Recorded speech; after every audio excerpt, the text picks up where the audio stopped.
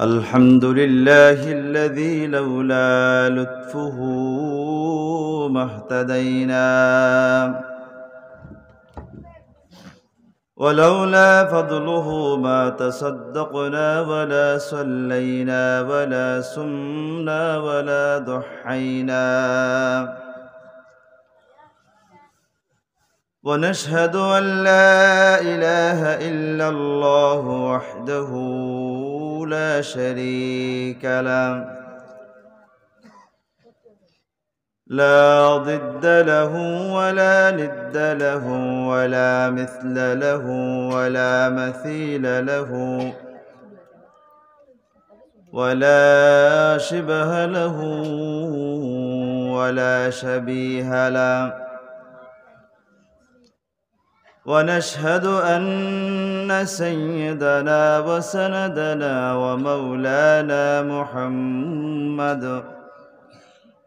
محمدا عبد الله ورسوله الذي نزلت به السكينة عليه أنفسنا وأهلينا فدينا ولولاه ما عرفنا الحق ولا درينا صلى الله عليه وعلى آله وأصحابه الذين شهدوا بدرا وحنينا أما بعد فأعوذ بالله من الشيطان الرجيم بسم الله الرحمن الرحيم قد أفلح المؤمنون الذين هم في صلاتهم خاشعون والذين هم عن اللغو معرضون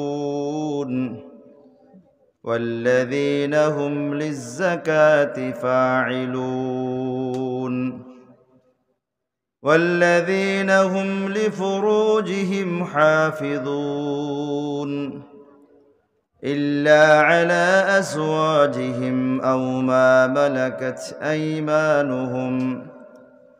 أو ما ملكت أيمانهم فإنهم غير ملومين فمن ابتغى وراء ذلك فأولئك هم العادون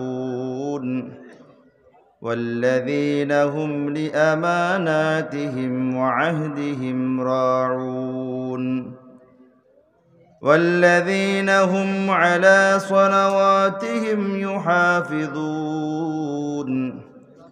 أولئك هم الوارثون الذين يرثون الفردوس هم فيها خالدون صدقت يا رب العالمين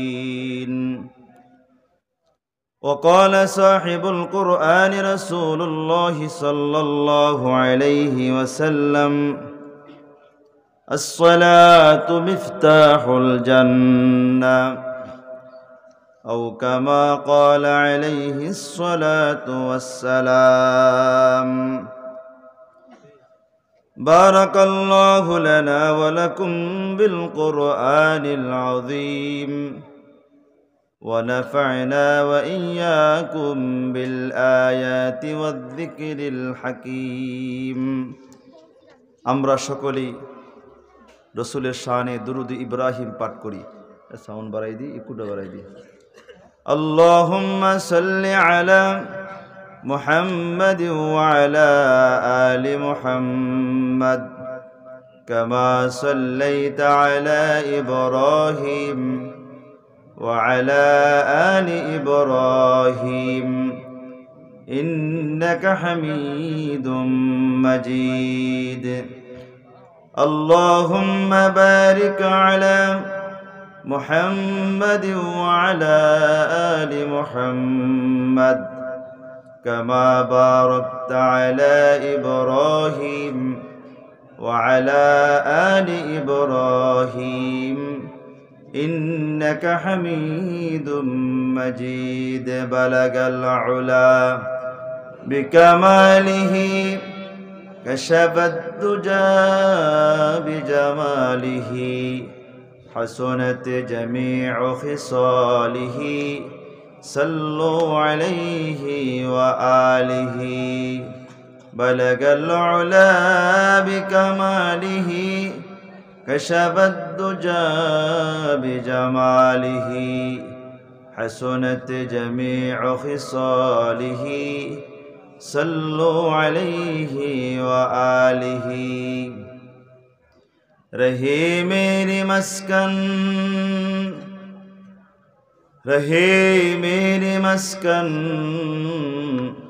حوالی کعبہ بنے میری مدفن دیار مدینہ وبلغ العلا بکمالہ كشف الدجى بجماله حسنت جميع خصاله صلوا عليه وآله الحمد لله গুঞ্জর উত্তরপাড়া যুব কমিটির উদ্যোগে আয়োজিত তৃতীয় বার্ষিক ঐতিহাসিক তাফসিরুল কোরআন মাহফিলের আজকের সম্মানিত সভাপতি সাহেব, দিগার কাবিল ইহতেরাম হযরত উলামায়ে কেরাম, দূর দূরান্ত থেকে আগত এবং অত্র এলাকার ইসলাম প্রিয় মুসলমান ভাইয়েরা, পর্দার আড়ালের আমার অতি সম্মানিতা পর্দানসীন মা ও বোনেরা,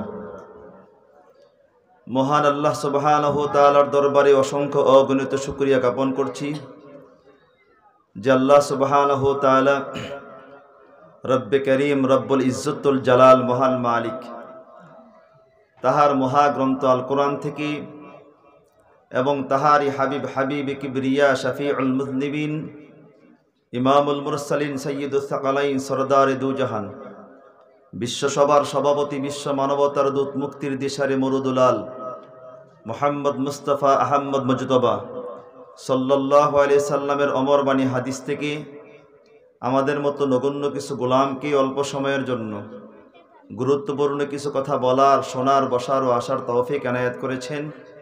এই জন্য আমরা প্রত্যেকেই মালিকের দরবারে, মনিবের দরবারে অন্তরের অন্তরস্থল থেকে হৃদয়ের সবটুকু আবেগ উজাড় করে জোরে সোরে একবার কালিমাতুশ শুকর আদায় করি, আলহামদুলিল্লাহ। ভাই আজিজ, দোস্ত, বুজুর্গ, আল্লাহ তাআলা আমাদেরকে বর্তমানে করোনার মাঝেও সুস্থ সবল রেখে মাহফিলের আসার তৌফিক দান করেছেন, আলহামদুলিল্লাহ। এই করোনা থেকে ওরাই বাঁচতে পারবে, এই করোনা থেকে ওরাই নিষ্কৃতি পাবে যারা আল্লাহ তাআলার 100% অনুগত মেনে নেবে। আজ সারা বিশ্বকে অদৃশ্য একটি শক্তি করোনা তছনছ করে ফেলতেছে।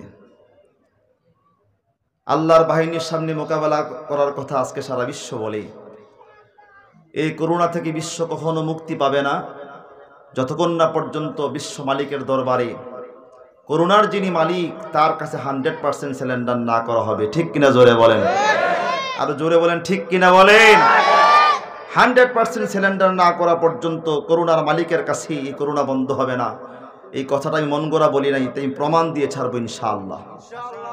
আজ পৃথিবীর সব কুফরি শক্তিগুলি সহ সবচেয়ে আফসোস হলো মুসলমানরা সহ করোনা মোকাবেলার কথা বলেন, আল্লাহর গজবের মোকাবেলা করবি, এই সাহস কেমন করে মুসলমানদের হয়, এই ভাষাটা মুসলমান কেমন করে ব্যবহার করতে পারি।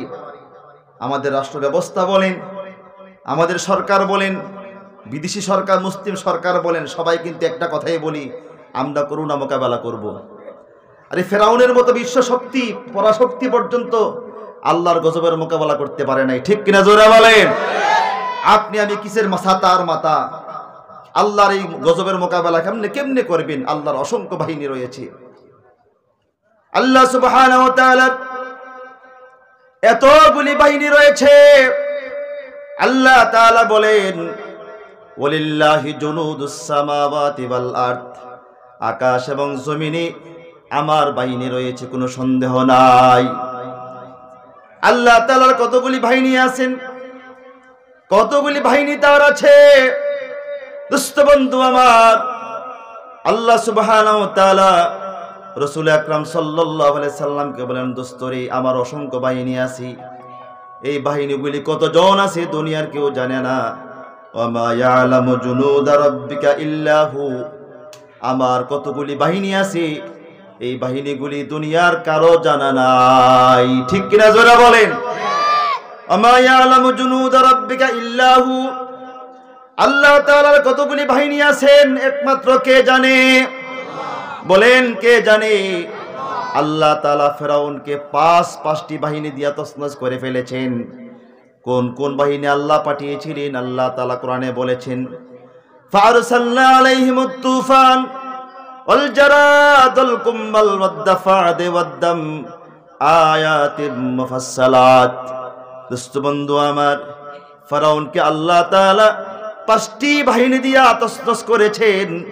ফেরাউনের মতো পরাশক্তি পর্যন্ত এই বাহিনীর কিছুই করতে পারে নাই। আজকে সারা বিশ্ব ঐক্যবদ্ধ হয়েছে, তার মোকাবেলা করবি। আমি বলি মোকাবেলা শব্দ না বলে স্যালেন্ডার করো মালিক, আমাদের ক্ষমতা সব শেষ, তুমি ছাড়া কোনো উপায় নাই। ঠিক কিনা যারা বলেন? এই শব্দ যতক্ষণ পর্যন্ত আমাদের জবান থেকে বের না হবে, আল্লাহর কসম করে বলি এই পৃথিবী থেকে করোনা দূর হবে না। আপনারা আশ্চর্য হয়ে যাবেন, এই পর্যন্ত সারা বিশ্ব মিলে, সমস্ত ডাক্তাররা মিলে, সমস্ত বিজ্ঞান মিলে প্রায় 2500-এর উপরে টিকা আবিষ্কার করেছেন, কিন্তু কোনো টিকা দীর্ঘক্ষণ স্থায়ী হয় না। কারণ হলো করোনা নতুন নতুন আপডেট হয়ে আমাদের সামনে পেশ হচ্ছে। ঠিক কিনা জোরে বলেন? ঠিক কিনা জোরে বলেন? এইটা একটা টিকা বের করলো, কিন্তু টিকাটা বের করার পর দেখি ইন্না লিল্লাহ, করোনার আরেকটা রূপ। ঠিক কিনা জোরে বলেন? আপনার ক্ষমতা কতটুক? আল্লাহ সুবহানাহু ওয়া তাআলা বলেন, আল্লাহ রাব্বুল আলামিন বলেন, ইন্নাহুম ইয়াকিদুনা কাইদাও ওয়া আকিদু কাইদা ফামাহিলিল কাফিরিনা আমহিলহুম রুয়াইদা। বান্দা, তোমরা কত বড় মক্করবাজ, কতগুলো খেলা আমার সাথে খেলবে, আমার চাইতে কৌশল অবলম্বনকারী আর কেউ হতে পারে না। ঠিক কিনা জোরে বলেন? তোমার ক্ষমতার শেষ আছে, কিন্তু আমার ক্ষমতার শুরু নাই, তার শেষও নাই। ঠিক কিনা জোরে বলেন? 1000 কোটি লক্ষ কোটি এই আবিষ্কার করা যাবে, টিকা আবিষ্কার করা যাবে, কিন্তু কসম করে বলি যতক্ষণ না পর্যন্ত 100% সিলিন্ডার না করা হবে এই জমিনের ভিতরে, এই ভাইরাস বন্ধ হবে না, হবে না, হবে না। ঠিক কিনা জোরে বলেন? এই করোনা কোনো আজকের নতুন নয়, এই জীবাণু আজকের কোনো নতুন জীবাণু নয়। এটা যোগ যোগ ধরে আমাদের রসুলের আগেও এই জীবাণু এসেছিল, এরপরও আসতেছে, আসবে কিয়ামত পর্যন্ত। তবে এই আযাব গজব আল্লাহ কেন ছাড়েন? এই গজবগুলি আল্লাহ দেন, আর এই গজবগুলি থেকে নিষ্কৃতি পাওয়ার কি উপায় আমাদের জানার প্রয়োজন আছে কি আছে না? এতগুলি মানুষ এত আস্তে কথা বলতেছেন, আছে কি আছে না জোরে বলেন? আছে দোস্ত, একটু বোঝার দরকার। এখন নিষ্কৃতি পাওয়ার ইচ্ছা আমাদের আছে, কথা বুঝাইতে বললাম না?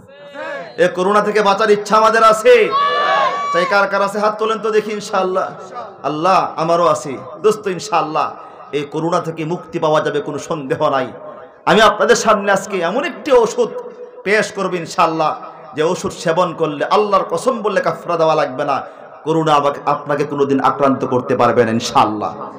1000 মাস্ক পরেও করোনা প্রতিরোধ করা যাবে না। এই যে মাস্ক পরেছেন, পড়তে পারেন আপনি, কিন্তু এই মাস্কের ভিতরে করোনায় চিনে। ঠিক কিনা জোরে বলেন? এই মাস্কের ভিতরে করোনা চিনে। আপনি সরকারি আইন মানতেও পারেন, না মানতে পারেন, এটা আপনার ব্যাপার, কিন্তু আমি মুসলমান হিসাবে কোরআন মানবো। ঠিক কিনা জোরে বলেন? মুসলিম হিসাবে ইসলাম মানবো, রসুলকে মানবো, এর বাহিরে নয়। আপনার চিন্তা চেতনা হতে পারে, কিন্তু আমার চিন্তা চেতনা ভিন্ন। আমি মুসলিম, আমি মুসলমান, আমি বিশ্বনবীর উম্মত। ঠিক কিনা জোরে বলেন? বিশ্বনবী বলে গিয়েছেন, আল্লাহ সুবহানাহু ওয়া তাআলা তার ঔষধ দিয়েছেন, আপনারা এই মাস্ক ব্যবহার করে লাভটাই কি হবে, আর হবেইটা কি? কি লাভটাই হবে আপনারা করেন, আমি নিষেধ করতেছি না বা আমি বাধাও দিচ্ছি না, যেহেতু রাষ্ট্রীয় একটি আইন আপনি ব্যবহার করেন, কোনো সন্দেহ নাই। দোস্ত, মাস্কের কথা আসে মাহফিলি আর মসজিদে আসলে, আর নর্তকীর নাচ বাজারে হাটে বাজারে জায়গা হয় না। আর যেখানে আল্লাহ তাআলা 100% গ্যারান্টি দিয়েছেন নিরাপত্তার, সেখানে আসলে করোনা ধরে, ঠিক কিনা জোরে বলে? আল্লাহ সুবহানাহু ওয়া তাআলা যদিও আয়াতটা বাইতুল্লাহকে নিয়ে আল্লাহ নাজিল করেছেন, বাইতুল্লাহ মানে আল্লাহর ঘর। এই জমিনের ভিতরে যতগুলি ঘর আছে মসজিদ, সবগুলো কার ঘর বলেন? কার ঘর? আল্লাহ সুবহানাহু ওয়া তাআলা বলেন, যেই ব্যক্তি আমার এই ঘরে ঢুকবে, ওমান দাখালাহু কানা আমিনা, আল্লাহ তাআলা বলে যেই ব্যক্তি আমার বাইতুল্লাহতে আসবে, এই ব্যক্তি সকল প্রকারের মুসিবত থেকে নিরাপত্তা পেয়ে যাবে। সুবহানাল্লাহ। চায়ের স্টলের দোকানে গেলে সেখানে মুসিবত আসে না, ভাইরাস আসে না। যাত্রাবাড়ি রাত 3টা থেকে সারাদিন মানুষের মাথা মানুষ শেখায়, সেখানে করোনা আসে না। পাঠাউর ভিতরে, ওভারের ভিতরে পিছে লেগে থাকে, সেখানে করোনা আসে না। সেখানে দূরত্ব নাই, সেখানে সামাজিক দূরত্ব বজায় না। আর যখন মসজিদে আসে আল্লাহর ঘরের ভিতরে, যেখানে গ্যারান্টি আছে, এখানে 3 ফিট দূরত্ব আসে, ঠিক কিনা জোরে বলেন? এটা গাঁজাখুরি কথা ছাড়া অন্য কথা নয়, ঠিক কিনা জোরে বলেন? আমাদের বুঝতে হবে এই করোনা থেকে বাঁচার আমাদের কি উপায়, আজকে আমরা জেনে নেব ইনশাআল্লাহ। বলেন ইনশাআল্লাহ বলেন।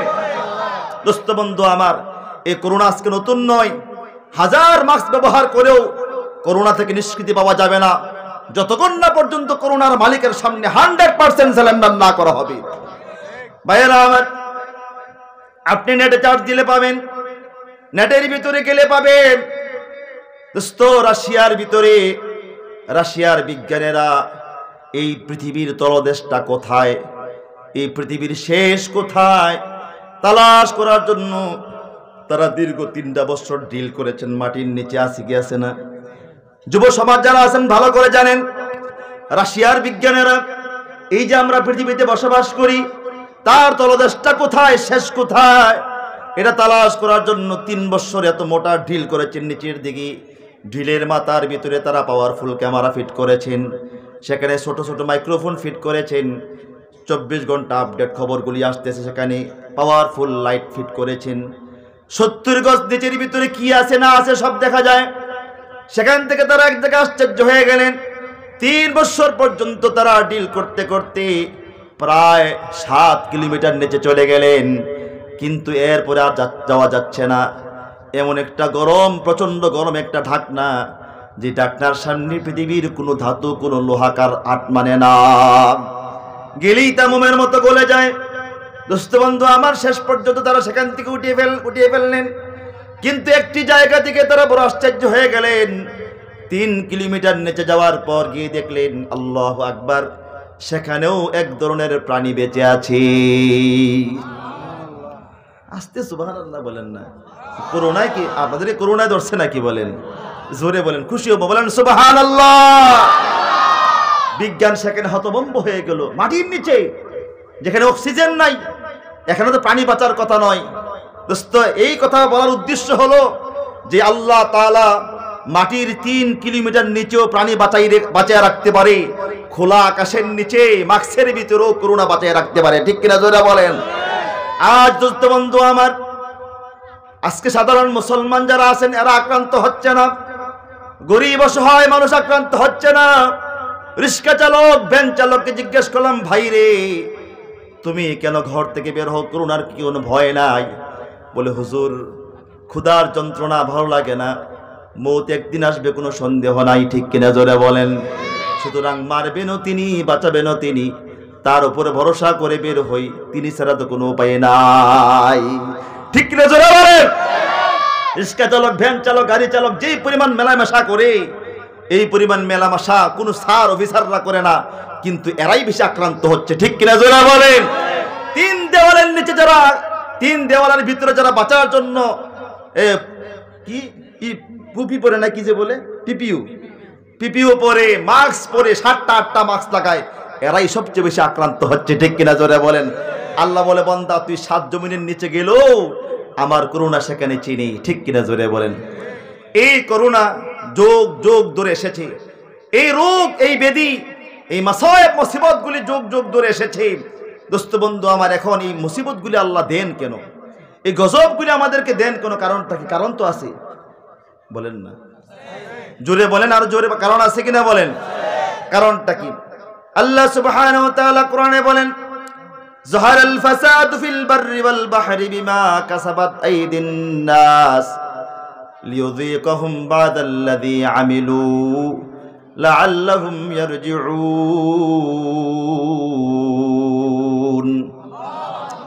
আল্লাহ সুবহানাহু ওয়া তাআলা বলেন, যাহারাল ফাসাদু ফিল বাররি ওয়াল বাহরি বিমা কাসাবাত আইদিন নাস, জল এবং স্থলে যত মারামারি করো, এরে বান্দা, যত মারামারি, কাটাকাটি, ফিতনা, ফাসাদ, রোগ শোক, বেদে যা আছে, দুঃখ কষ্ট যা আছে, সবগুলি তোমাদের দু হাতের কামাই, পাপের ফসল। এখন আল্লাহ তাআলা এইগুলা কেন দেন? তারপরে আল্লাহ তাআলা বলেন, লিয়ুযীকাহুম বা'দাল্লাযী আমিলু, যাতে করে আমি আল্লাহ তাআলা এদের পাপের জন্য একটু আযাব ভোগ করাইতে পারি, শাস্তি দিতে পারি, আযাব আসাদন করাইতে পারি। বলে আযাব গজব দিলে, একটু শাস্তি দিলে তারা কি করবে? আল্লাহ বলেন, লাআল্লাহুম ইয়ারজিউন, হতে পারে তারা আবার স্বীয় পাপ থেকে নেক কাজের পথে ফিরে আসবে। ঠিক কিনা জোরে বলেন? আমরা ফিরতে পেরেছি, আজও ফিরতে পেরেছি, বলেন? আজ সুদ, ঘুষ, জিনা, ব্যভিচার, ইয়াবা, নারী, মদ, ঘুষ যা আছে, টেন্ডারবাজি, সব পাপের ভিতরে আমরা আজও লিপ্ত। করোনা আসার কারণে যতটুকু কমে ছিল, এখন আরো বেড়েছে। ঠিক কিনা জোরে বলেন? এই জন্য দোস্ত বন্ধু, যদি আমাদেরকে এই করোনা থেকে মুক্তি পেতে হয়, তাইলে আমাদের কি আমলটা করা লাগবে? কোন আমলটা করলে ইনশাআল্লাহ করোনা আমাদেরকে আক্রান্ত করবে না? রাসূল আকরাম সাল্লাল্লাহু আলাইহি সাল্লামকে আল্লাহ তাআলা পূর্বের যুগের উম্মতের ঘটনা শোনালেন। ও দোস্ত বন্ধু আমার, পূর্বের উম্মতেরা এই পাপের কারণে এই আযাব দিয়ে আমি শেষ করেছি। আসহাবে আইকাকে আল্লাহ তাআলা আগুনের বৃষ্টি দিয়া জিন্দা মানুষগুলাকে মোমের মতো গালিয়ে মাটির সাথে মিশিয়ে দিয়েছেন। দোস্ত বন্ধু আমার, এমনি করি শত শত ঘটনা আল্লাহ তাআলা রাসূলকে শোনালেন। দোস্তরে, এই পাপের কারণে, এই গুনাহের কারণে আমি কওমকে, জাতিকে ধ্বংস করে দিয়েছি। ঠিক তদ্রূপ আল্লাহ সুবহানাহু ওয়া তাআলা একটি জাতির ঘটনা শোনাচ্ছেন রাসূল আকরাম সাল্লাল্লাহু আলাইহি সাল্লামকে। আল্লাহ তাআলা বলেন, আলাম তারা ইলাল্লাযীনা খারাজু মিন দিয়ারিহিম ওয়া হুম উলুফুন হাদারাল মাউত ফাকালা লাহুমুল্লাহু মুতু সুম্মা আহইয়াহুম। আল্লাহ সুবহানাহু ওয়া তাআলা বনি ইসরাইলের একটি ঘটনা শোনাচ্ছেন। বললেন, এ বন্ধু, দোস্ত আমার, আলাম তারা ইলাল্লাযীনা খারাজু মিন দিয়ারিহিম, আপনি কি ওই সকল লোকদেরকে দেখেননি, ওদের ঘটনা শুনেননি, যারা মৃত্যুর ভয়ে আপন এলাকা ছেড়ে পলায়ন করেছিল, কিন্তু সেখানেও গিয়েও তারা বাঁচতে পারে নাই? ঠিক কিনা যারা বলেন? ঘটনা হলো এমন, আল্লাহ রাসূল সাল্লাল্লাহু আলাইহি সাল্লামের হাদিসে এসেছে যে বনি ইসরাইলদের একটি এলাকা ছিল। ওই এলাকার ভিতরে এলাকার মানুষগুলি এত পাপে লিপ্ত হয়েছিল, এত গুনাহ করেছিল, এমন কোনো পাপ নাই এরা করতো না। আপনারা বুঝতে পারতেছেন তো নাকি? আল্লাহ রাসূল সাল্লাল্লাহু আলাইহি সাল্লাম বলেন, বনি ইসরাইলদের একটি এলাকা ছিল। আমার কথা বুঝতে পারতেছেন? বুঝতে পারতেছেন তো জোরে আওয়াজ করবেন। আল্লাহ রাসূল সাল্লাল্লাহু আলাইহি সাল্লাম বলেন, বনি ইসরাইলের একটি এলাকা ছিল। সেই এলাকায় কিছু লোক বসবাস করতেন। তারা কতজন ছিলেন? আল্লাহ তাআলা কোরআনে এদের সংখ্যা নির্দিষ্ট করেননি, বলেছেন ওহুম উলুফুন, তারা সংখ্যায় ছিল হাজারে হাজার।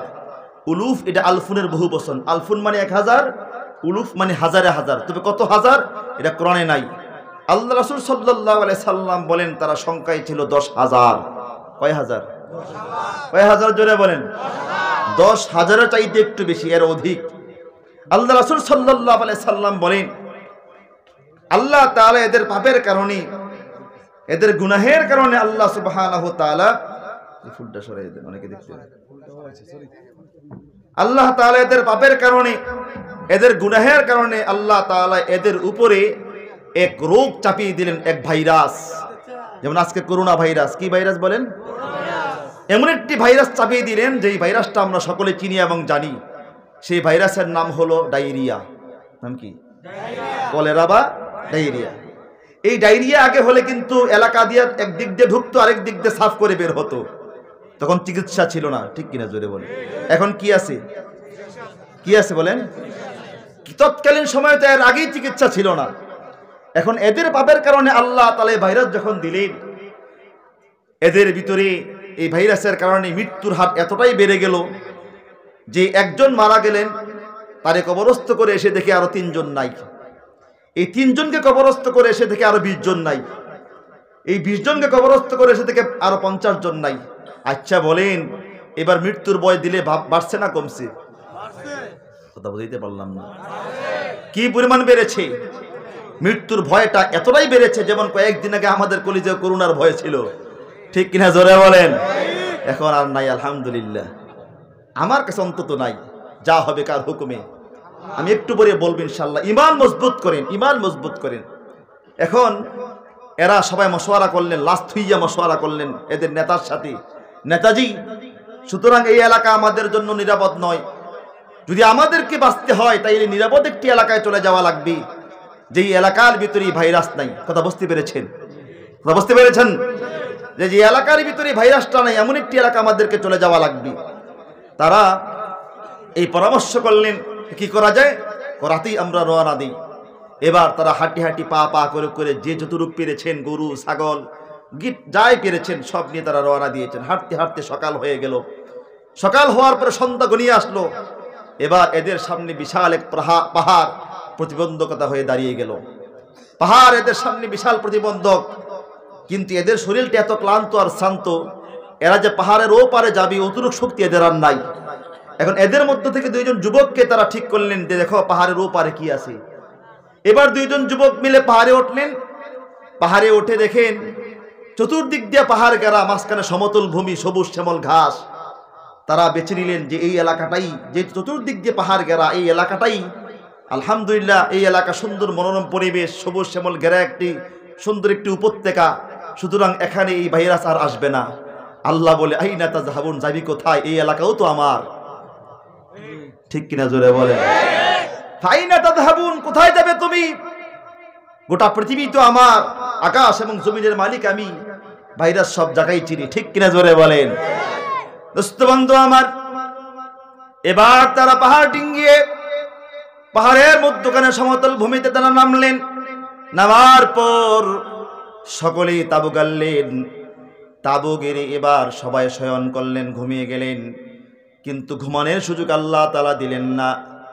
যেই মাত্র সকল মানুষগুলি, বড় ছোট বুড়া বাচ্চা শিশু যা আছে, যখন সবাই ঘুমিয়ে পড়লেন, শুয়ে গেলেন, আল্লাহ তাআলা বললেন বাঁচার বড় স্বপ্নে এখানে এসেছো। তোমাদের উচিত ছিল, আমি আল্লাহ তাআলা তোমাদের পাপের কারণে আযাব গজব দিয়েছি, তোমাদের উচিত ছিল আমার কাছে স্যালেন্ডার করা, ঠিক কিনা জোরে বলেন। তোমাদের উচিত ছিল আমার কাছে তওবা ইস্তেগফার করা। কিন্তু কত বড় সাহস তোমাদের, আমার এলাকায় আমার খেয়ে আমার পরে। যেমন একজন ভাই বলেই ফেলেছেন আমরা নাকি ওনাদের খাই, ওনার পরি, বলে কি বলে না জোরে বলেন, ঠিক কিনা জোরে বলেন। দোস্ত বন্ধু আমার, মনে হয় ওনার বাবার সম্পদ বাংলাদেশটা, ঠিক কিনা জোরে বলেন। দোস্ত বন্ধু আমার, আল্লাহ তাআলা বলে বান্দারে, আমার জমিনে আমার খেয়ে আমার পরে আমার গোলামি না করে নাফরমান করেছিলি, এই জন্যই তো আমি আল্লাহ তাআলা এই মহামারী দিয়েছি। উচিত ছিল আমার কাছে স্যালেন্ডার করবি, আত্মসমর্পণ করবি, তাইলে আমি আল্লাহ তাআলা যে তুই ভাইরাস পাঠিয়েছে আমি আবার নিয়ে যাব, ঠিক কিনা জোরে বলেন। কিন্তু আমার কাছে স্যালেন্ডার না করে উল্টে বাঁচার জন্য আমার মাখলুকের কাছে আসছি, তোদেরকে আর বাঁচতে দেব না। আল্লাহ তাআলা একসাথে হুকুম করলেন মুতু, সকলে মরে যা। হুকুমটা হতে দেরি হয়েছে, একটাও বাঁচে নাই, সবগুলি মারা গেল। 10,000 লোক সকলে মারা গেল। এই অবস্থা চলে গেল 300 বছর পর্যন্ত। এরপর একজন নবী আসলেন, যার নাম ছিল হিজকিল আলাইহিস সালাতু ওয়াস সালাম। এই পাহাড়ের পাশ দিয়ে হেঁটেছিলেন। দোস্ত, বিশাল লম্বা ঘটনার দিকে যাওয়ার উদ্দেশ্য আমার নয়, আমার উদ্দেশ্য হলো মুসিবত কার হুকুমে আসে। মুসিবত নিয়ে যাবেন কে? যারা বলেন না এরা মনে দুর্বল, জোরে বলেন মুসিবত কে নিয়ে যাবেন? করুণার মালিক কে? বলেন দুস্থ, করুণার মালিক কে? করুণা কে নিয়ে যাবেন? আল্লাহ নিয়ে যাবেন, তার এছাড়া আর কারো ক্ষমতা নাই। এই জন্য দুস্থ বন্ধু আমার, যদি বাঁচতে হয় আমাদেরকে অবশ্যই তার সামনে সিলিন্ডার করা লাগবে। রাসূল আকরাম সাল্লাল্লাহু আলাইহি সাল্লামকে আল্লাহ তাআলা পূর্বের যুগের জাতিগুলার ঘটনা শোনাই দিলেন, দুস্তরে এই পাপের কারণে আমি আল্লাহ তাআলা এদেরকে এই গজব দিয়েছি, এই পাপে এই গজব দিয়ে গোটা জাতিকে সমূলে ধ্বংস করে দিয়েছি। এরপরে আল্লাহ সুবহানাহু ওয়া তাআলা রাসূল আকরাম সাল্লাল্লাহু আলাইহি সাল্লামকে বলেন, দোস্ত উনজুর ইলাদ দুনিয়া, দোস্তরে দুনিয়ার দিকে নজর করেন। আল্লাহ রাসূল সাল্লাল্লাহু আলাইহি সাল্লামের সামনে আল্লাহ তাআলা গোটা দুনিয়াটাকে একটি প্লেটের মতো হাজির করলেন। প্লেটের মতো হাজির করে বললেন, দোস্ত এবার দুনিয়ার দিকে তাকান, কিয়ামত পর্যন্ত কি কি ফিতনাগুলি আসবে। আল্লাহ রাসূল সাল্লাল্লাহু আলাইহি সাল্লাম দেখলেন, চোখ দিয়ে জোরে পানি ছাড়লেন আর বলেন, আল্লাহ, পূর্বের উম্মতের হালত আর কি, এর চাইতে খারাপ হালত আমার উম্মতের। আল্লাহ, এদের সাধারণ সাধারণ পাপে গোটা জাতিকে তুমি ধ্বংস করে দিয়েছো, আমার উম্মতের পাপ তো অনেক বড় বড় দেখা যায়। এর মালিক, তাইলে আমার উম্মতির উপরেও কি এমন পাইকারি গজব আসবে নাকি? আল্লাহু আকবার, জোরে বলেন, আমার উম্মতের উপরে এমন পাইকারি গজব আসবে নাকি? আল্লাহ রাসূল অজরে কাঁদলেন, বিশ্বনবী অজরে কাঁদলেন। আল্লাহ তাআলা রাসূল আকরাম সাল্লাল্লাহু আলাইহি সাল্লামকে সান্ত্বনা দিলেন, দুস্তরি লাখ দাবকি, আপনি কাঁদবেন না, কান্না থামান। আমি আল্লাহ তাআলা আপনাকে বড় ভালোবাসি, আপনাকে বড় মহব্বত করি। সুতরাং শুনে রাখেন, যতক্ষণ পর্যন্ত আপনি এদের মধ্যে থাকবেন, ওয়াংতা ফীহিম, কোরআনে আছে, দোস্তরে যতক্ষণ পর্যন্ত আপনি উম্মতের মধ্যে থাকবেন, আমি আপনার খাতিরে এই উম্মতকে আযাব গজব দিয়ে ধ্বংস করব না। আল্লাহু আকবার, আপনার খাতিরে আপনার উম্মতকে আযাব গজব দিয়ে ধ্বংস করব না। কিন্তু যখন আপনি দুনিয়া থেকে বিদায় নিয়ে চলে যাবেন, আমি ছাড় দেব না। ঠিক কিনা, জোরে বলেন, আমি কিন্তু ছাড় দেব না। আমি আল্লাহ তাআলা ছেড়ে দেব না, এরা পাপ কিন্তু করবে, আমি ছাড়ব না। কিন্তু সে আযাব গজব থেকে আমি আল্লাহ তাআলা ওদেরকে বাঁচাবো। আল্লাহ সুবহানাহু ওয়া তাআলা বলেন, ওদেরকে বাঁচাবো। ওহুম ইস্তাগফিরুন, যারা ইস্তেগফার করবে, তওবা করবে, সারেন্ডার করবে, আমি আল্লাহ তাআলা এদেরকে আযাব গজব থেকে নিষ্কৃতি দেব। সুবহানাল্লাহ।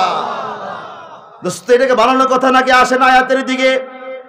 আমি সংক্ষিপ্ত আকারে করোনা সম্পর্কে বয়ান করতে চাই। আমার মসজিদে ঢাকা শহরে দীর্ঘদিন আলোচনা করেছিলাম করোনা থেকে বাঁচার উপায়টা কি। আজকেও জেনে যান করোনা থেকে মুক্তির উপায়টা কি। দোস্ত বন্ধু আমার, আল্লাহ সুবহানাহু ওয়া তাআলা এই উম্মতকে দামি উম্মত বানিয়েছেন। এই উম্মতকে আল্লাহ রাসূল ভালোবাসেন, আল্লাহ তাআলা ভালোবাসেন। সুবহানাল্লাহ, জোরে বলেন।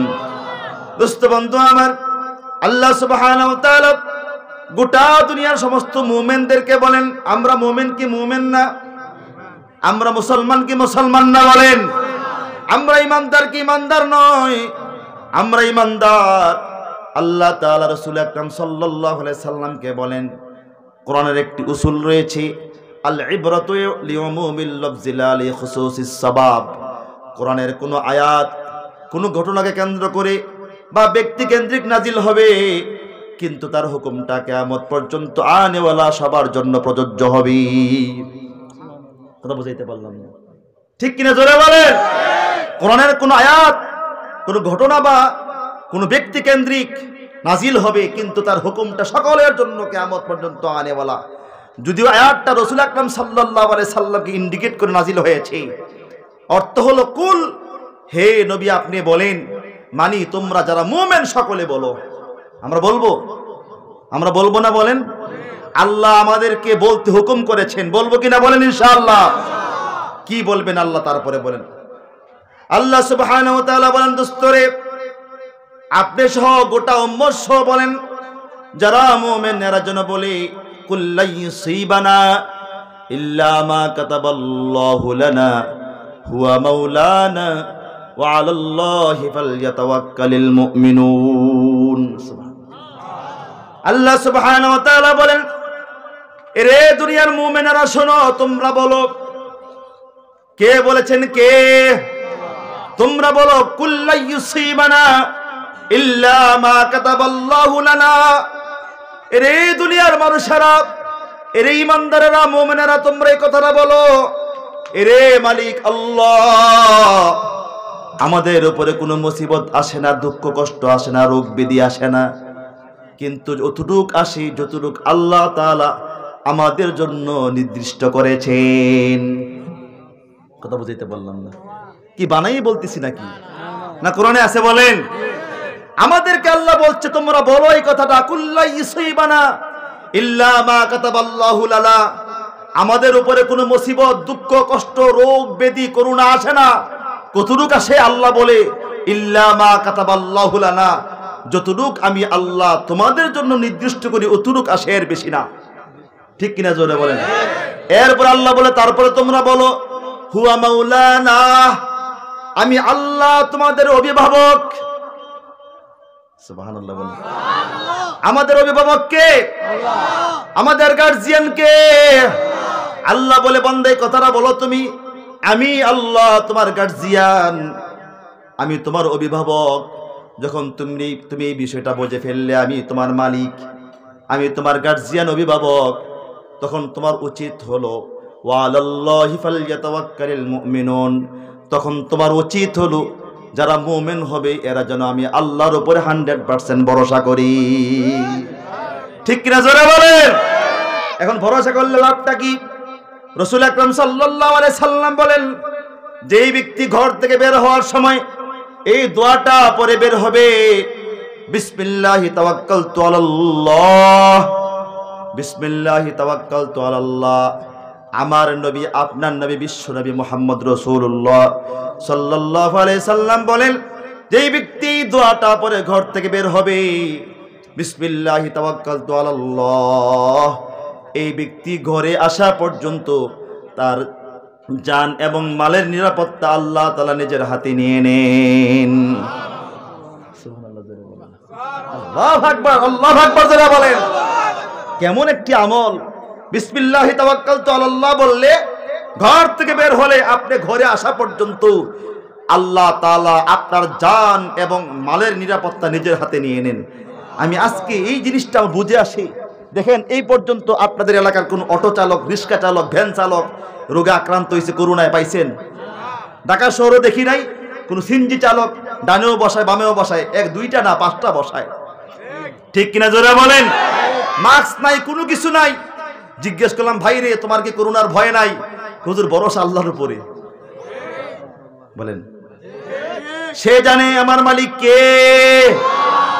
ঘর থেকে বের হওয়ার সময় যদিও লোকটা নামাজ না পড়েন, কিন্তু ঘর থেকে বের হওয়ার সময় বলে, আল্লাহ তুমি হায়াতের মালিক, মৌতের মালিক, আল্লাহ তুমি ঘরে আবার আমার ফিরিয়ে রাখিও, আল্লাহ তোমার উপরে ভরসা। ঠিক কিনা জোরে বলেন। কিন্তু আমরা অতি শিক্ষিত হওয়ার পরে ভরসা তো নাই, উল্টা মোকাবেলা। আল্লাহকে বন্দা সাহসটা কত বড় মোকাবেলা করবি, দেখি কতটুক পারস।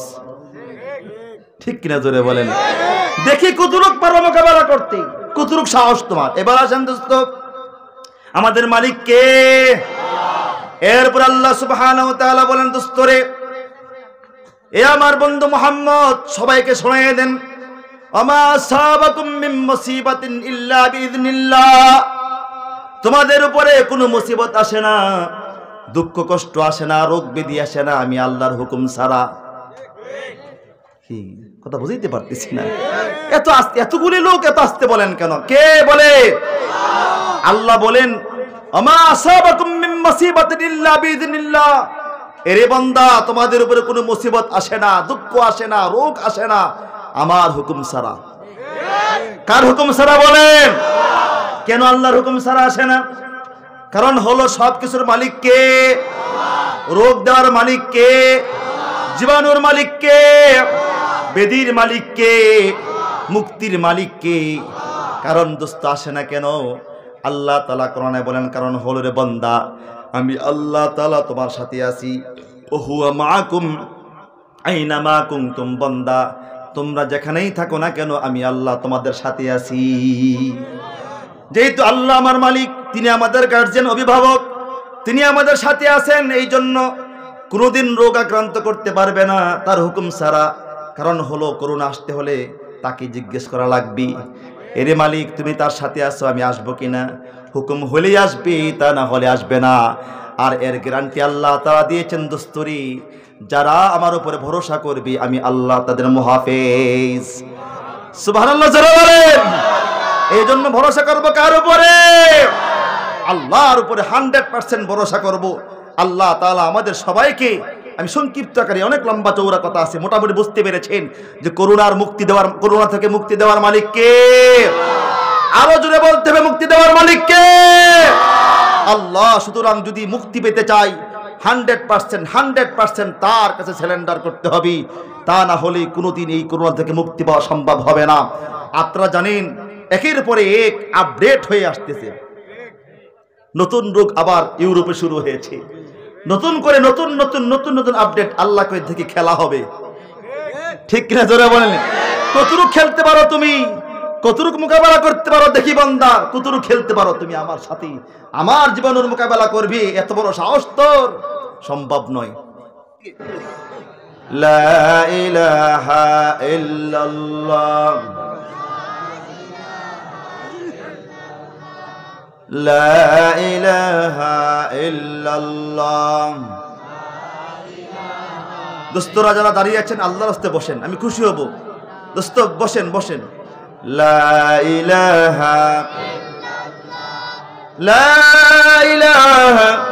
ইল্লাল্লাহু মুহাম্মাদুর রাসূলুল্লাহ সাল্লাল্লাহু আলাইহি ওয়াসাল্লাম। আমি আপনাদের সামনে, যেহেতু আজকে তাফসীরুল কোরআন মাহফিল, এই জন্য আমি আপনাদের সামনে সূরাতুল মুমিনুনের প্রথম 10টি আয়াত তেলাওয়াত করেছি। চমৎকার এক তাফসীর ইনশাআল্লাহ।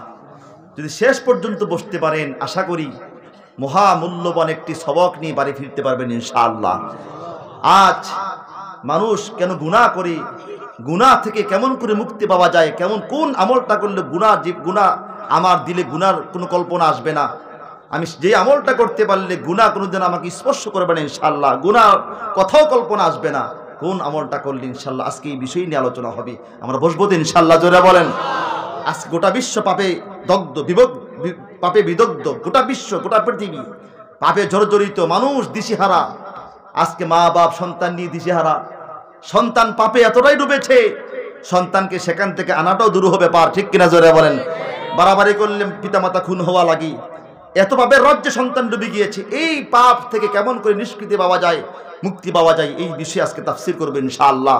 দোস্ত বন্ধু আমার, সূরাতুল মুমিনুনের 10টি আয়াত আপনাদের সামনে তেলাওয়াত করেছি। আল্লাহ তাআলা আমাদের পরকালীন রেখেছেন, পরকাল আমাদের সামনে একটা আসি কি আছে না? পরকাল বিশ্বাস হয়? বিশ্বাস হোক আর না হোক, কিন্তু হবে, কোনো সন্দেহ নাই।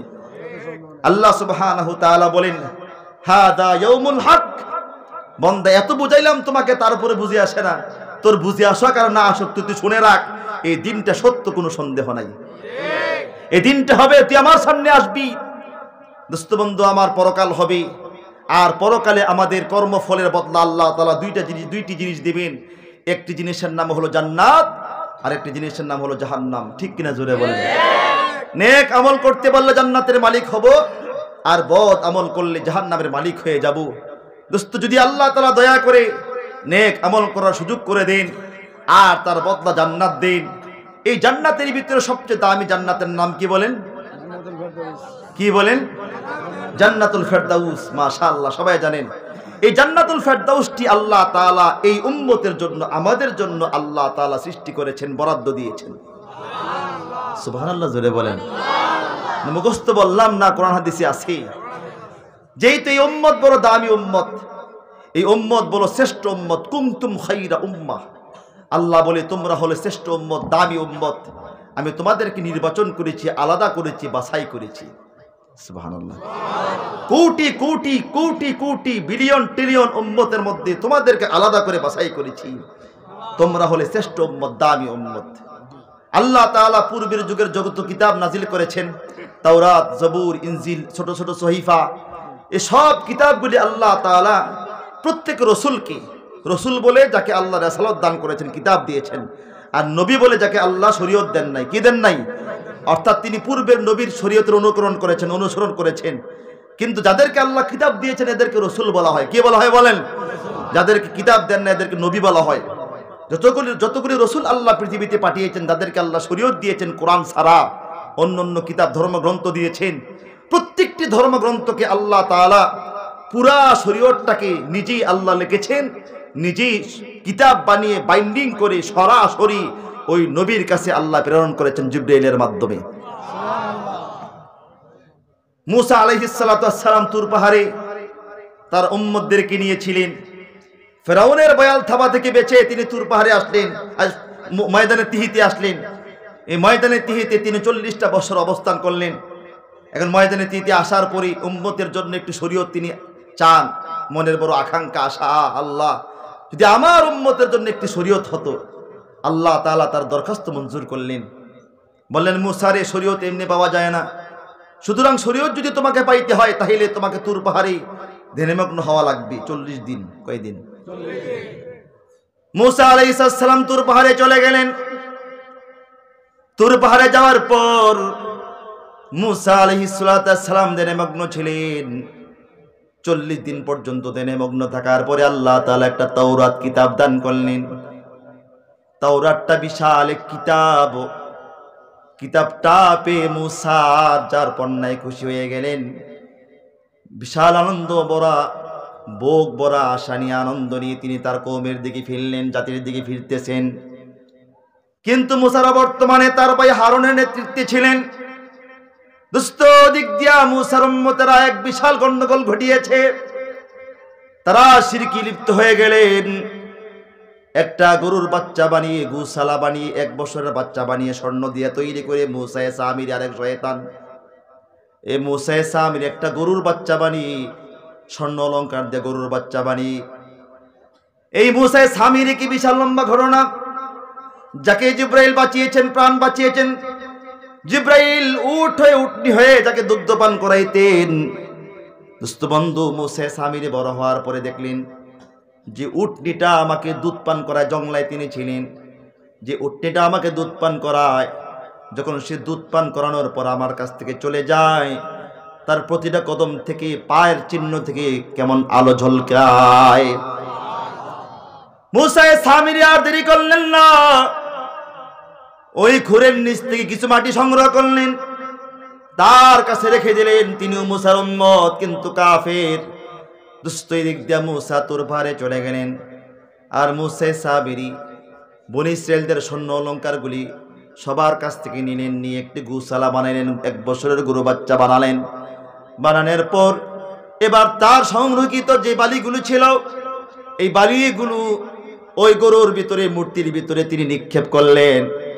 যখনই নিক্ষেপ করলেন তখন সেখান থেকে শয়তানের ভিতরে ঢুকে হাম্বা করে ডাক দিলেন। যখন হাম্বা করে ডাক দিলেন, এবার মুসা সামিরে বলে, এই বনে ছেলেরা কোথায়? মুসাই গিয়েছে খোদা তালাশ করার জন্য, খোদা তো এখানে। আরে খোদা তো এখানে, মুসা কোথায় গেছে?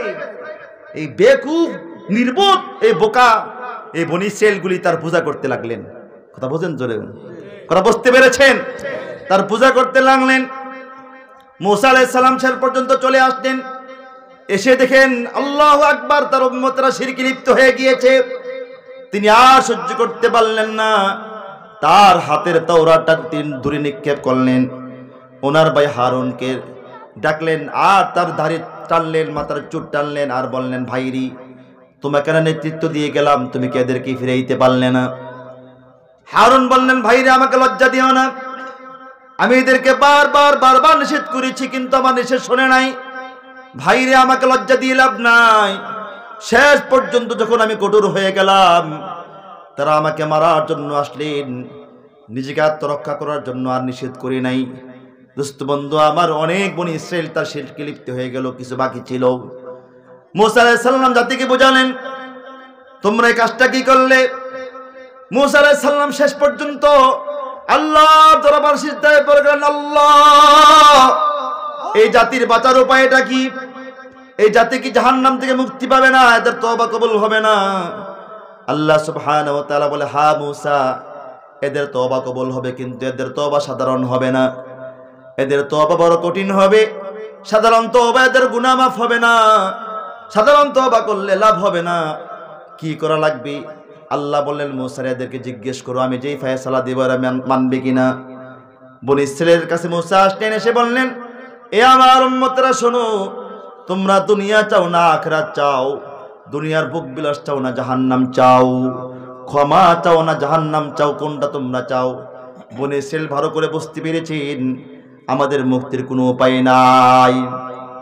বললেন মূসা রে, তোমার মালিক যা ফয়সালা করবে তাই মেনে নেব, যেমন করে তওবা করার কথা বলবে এমন করে মেনে নেব। শেষ পর্যন্ত মূসা আলাইহিস সালাম আল্লাহর কাছে ফরিয়াদ করলেন, আল্লাহ এরা সব শর্ত মেনে নেবে তওবা করার জন্য। আল্লাহ তাআলা বলেন, মূসা রে, এদের তওবা এমনি কবুল হবে না, এদের তওবা কবুল হওয়ার জন্য শর্ত রয়েছে। বলে কি শর্ত? এরা একটি অন্ধকার ঘরে ঢুকবেন, ঢুকার পরে দরজা জানালা সবগুলি বন্ধ করে দেওয়া হবে। তারপরে প্রত্যেকের হাতে তরবারি থাকবে, যারা যারা শিরক করেছে প্রত্যেকের হাতে তরবারি থাকবে। তরবারি নিয়ে তারা একে অপরকে হত্যা করবে, কাটবে, মারবে, কোবাকুবি করবে।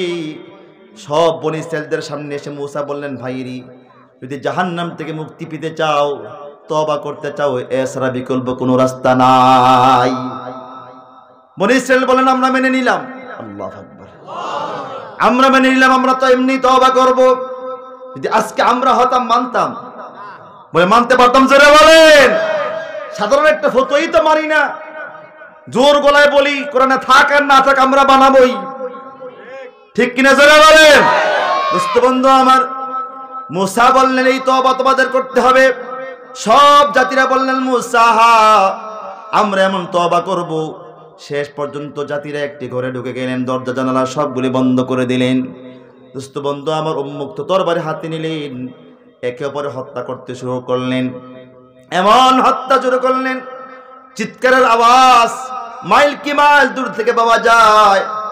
এক পর্যায়ে দোস্ত বন্ধু আমার দেখলেন রক্তের বন্যা, বজ্র রক্তের স্রোত বইতেছি। মূসা আলাইহিস সালাম সহ্য করতে পারলেন না। এই হত্যা একদিন দুই দিন নয়, একটানা 3 দিন পর্যন্ত চলেছে। বেশিরভাগ লোক শহীদ হয়ে গিয়েছে আর হাজার হাজার লোক আহত। শেষ পর্যন্ত মূসা একটু জানালা খুললেন, জানালা খুলে দেখলেন উম্মতের প্রায় বেশিরভাগ শহীদ হয়ে গিয়েছে, অনেকে আহত। শেষ পর্যন্ত মূসা সিজদায় পড়ে গেলেন, আল্লাহ এদের তওবা কি এখনো কবুল হবে না? আল্লাহ সুবহানাহু ওয়া তাআলা বললেন, মূসা রে তওবা কবুল, যাও দরজা খোলো। মূসা দরজা খুললেন। দরজা খুলে যে দৃশ্যটা দেখতে পেলেন, তিনি আর নিজেকে কন্ট্রোল করতে পারলেন না। শিশু বাচ্চার মতো হাউমাউ করে কান্না শুরু করলেন, আল্লাহ এগুলো আমার উম্মত ছিল, কত কষ্ট আমি এদের জন্য করেছি। আল্লাহ এর মালিক, এরা তো সব শহীদ হয়ে গেল, বেশিরভাগ আহত হয়ে গেল। শেষ পর্যন্ত মূসা আলাইহিস সালামকে আল্লাহ জানিয়ে দিলেন, মূসা রে, এরে মূসা তুমি কি খুশি না? এদের মধ্যে যারা শহীদ হয়েছে, হত্যা হয়ে এদের মধ্যে যারা মারা গিয়েছি, যারা শহীদ হয়েছি, আমি আল্লাহ তাআলা এদের জন্য জান্নাত ওয়াজিব করে দিলাম। আল্লাহু আকবার, জোরে বলেন। আর এদের মধ্যে যারা জিন্দা আছে, আহত আছে, আমি আল্লাহ তাআলা এদেরকে ক্ষমা করে দিলাম। শেষ পর্যন্ত মূসা খুশি হয়ে গেলেন। এবার উম্মতদেরকে নিয়ে তিনি সুস্থ করলেন, আহতগুলোকে সুস্থ করলেন। যখন সকলে সুস্থ হয়ে গেল, মূসা আলাইহিস সালাম বিশাল কনফারেন্সের আয়োজন করলেন, বড় একটা মাহফিলের আয়োজন করলেন, মজমার আয়োজন করলেন। সব বনী ইসরাইল সেখানে আসলো। আসার পর মূসা আলাইহিস সালাম ওই যে তাওরাত আল্লাহ তাকে দিলেন, সেই তাওরাতটা তিনি হাতে নিলেন, বড় খুশি হলেন। তাওরাতের প্রথম পৃষ্ঠা তিনি খুললেন। যেই মাত্র প্রথম পৃষ্ঠাটা খুললেন, পৃষ্ঠা খুলে দেখতে পেলেন পৃষ্ঠার শুরুতেই আমাদের নবীর নাম মুহাম্মদ। সুবহানাল্লাহ, আসতে বলেন সুবহানাল্লাহ। এর কিছুক্ষণ পরে আমাদের গুণগান, আমাদের প্রশংসা। মূসা আলাইহিস সালাম আর সহ্য করতে পারলেন না, আল্লাহ আমার কিতাব এখানে আখিরি নবীর উম্মতের কথা এবং আখিরি নবীর প্রশংসা। আল্লাহ উম্মতগুলি এত দামি, বলে হ্যাঁ এত দামি, আল্লাহ দয়া করে উম্মতগুলি আমাকে দিয়ে দাও। আল্লাহ তাআলা বললে, মূসা রে, এই উম্মতগুলি বাছাই করা, সিলেক্ট করা, সিল মারা, এগুলা তোমাকে দেওয়া যাবে না। সুবহানাল্লাহ, জোরে বলেন। আমরা হলাম বাছাই করা, সিল মারা, আলহামদুলিল্লাহ। মূসা আলাইহিস সালাম কয়েকদিন চুপ ছিলেন, রাগে গুসায়। কয়েকদিন পরে আবার তিনি তাওরাতের মধ্যখান থেকে খুললেন। যখন তৌরাতের মধ্যখান থেকে খুলেছেন, মনে করেছেন সেখানে হয়তো নাই, শরীয়তটা ওনার উম্মতকে শোনাবেন। কিন্তু আশ্চর্যের ব্যাপার হলো, এবার মধ্যখানে খুলে দেখে এই মধ্যখানের প্রথম পৃষ্ঠাতেই আমাদের নবীর নাম মুহাম্মদ, আর আমাদের গুণগান, আমাদের প্রশংসা। মুসা আলাইহিস সালাম বলেন, আল্লাহ এত দামি উম্মত, এরা এত শ্রেষ্ঠ? হ্যাঁ, এরা এত দামি, এরা এত শ্রেষ্ঠ। যদিও আমাদের আগমন পৃথিবীতে সবার পরে, কিন্তু জান্নাতে ঢুকবো ইনশাআল্লাহ সবার আগে। যদিও আমাদের নবী সবার পরে, জান্নাতে ঢুকবে আমার নবী, আপনার নবী সবার আগে। রাসূল সাল্লাল্লাহু আলাইহি সাল্লাম জান্নাতে ঢোকার আগেই কোনো নবীদের ঢোকা সম্ভব হবে না। আল্লাহ রাসূল সাল্লাল্লাহু আলাইহি সাল্লাম বলেন, সমস্ত নবী এবং রাসূলেরা আমার পতাকার নিচে আসা লাগবে। সমস্ত নবী রাসূলেরা আমার পতাকার নিচে আসা লাগবে। আল্লাহ রাসূল বলেন, নবীরা বেহুশ হয়ে যাবে, পাগল পারা হয়ে যাবে কিয়ামতের ময়দানের আযাব থেকে বাঁচার জন্য। এক পর্যায়ে আল্লাহ তাআলা এদের পেরেশানি দেখে বলবি, এই নবীরা রাসূলেরা, আমি তোমাদেরকে রাসালাত নবুয়ত এই জন্য দান করি নাই জাহান্নামে দেওয়ার জন্য, যাও তোমরা জান্নাতে চলে যাও। উম্মতের আর ফিকির নাই। ঘোষণা হওয়ার সাথে সাথে যে দৌড় দিবে জান্নাতের দিকে, এক দৌড়ে জান্নাতের গেটের সামনে চলে যাবে। উম্মত কোন হালতে আছে কেউ তাকাবে না পেছনের দিকে। কথা বুঝতে পেরেছেন? কথা বুঝেছেন? জোরে বলেন। দোস্ত বন্ধু আমার, এবার সমস্ত নবী এবং রাসূলেরা মিলে জান্নাতের গেটের সামনে যখন যাবে, গিয়ে দেখবে আল্লাহু আকবার, বিশাল এক তালা ঝুলানো। কি জোরে বলেন? বিশাল এক তালা ঝুলানো। বলবে, ভাই আল্লাহ তো আমাদেরকে জান্নাত দিয়েছেন, তালাটা খোলো। ভাই তার কোনো চাবি নাই, তো কেমনে খুলবো? ফিঙ্গার পিনে। কি কি পিন? অর্থাৎ হাত লাগলে খুলবি। এখন সমস্ত নবীর হাত দিবি, কারো হাতে করে না। সুবহানাল্লাহ, জোরে বলেন। নবীরা বলবি, এই ভাই তুমি না বলেছ ফিঙ্গার পিনে তালা খুলবে, কিন্তু সকলে হাত দিলাম, কারো হাতের মাধ্যমে তালাটা খুলে না, বলো তার চাবি কি নাই? তখন খাজেন বলবি, আল্লাহর বান্দারা, নবী রাসূলেরা, শোনো, তার ফিঙ্গার পিন একজনের হাতে আছে, মুহাম্মদ। তিনি কোথায়? বলে, তিনি উম্মতের ফিকিরের হাসরের ময়দানে দাঁড়িয়ে আছেন। আল্লাহ তাআলা বলবে, দুস্তরে সব নবীদেরকে, রাসূলদেরকে ঘোষণা করলাম জান্নাতে যাওয়ার জন্য, তুমি গেলে না কেন? দাঁড়িয়ে আছো কেন? রাসূল বলবে, আল্লাহ, উম্মতি উম্মতি। আল্লাহু আকবার, জোরে বলেন। দোস্ত, রাসূল জান্নাতে যাওয়ার আগ পর্যন্ত জান্নাতের গেট কারোর জন্য খোলা হবে না। এমন নবী, এমন রাসূল আমরা পেয়েছি। মুসা আলাইহিস সালাম বলেন, আল্লাহ, এরে মালিক, এত দামি নবী, দামি উম্মত, আল্লাহ দয়া করে উম্মতগুলি আমাকে দিয়ে দেন। আল্লাহ সুবহানাহু ওয়া তাআলা বললেন, এরে মুসা, এই উম্মতগুলি বাছাই করেছি, সিলেক্ট করেছি। আমার নবী যেহেতু দামি, উম্মতগুলি বড় দামি হবে, তোমাকে দেওয়া যাবে না। মুসা আলাইহিস সালাম চুপ হয়ে গেলেন। কয়েকদিন পরে আবার তাওরাতের শেষ পৃষ্ঠাটা খুললেন। মনে করেছেন সেখানে হয়তো রাসূলের প্রশংসা, আমাদের গুণগান নাই।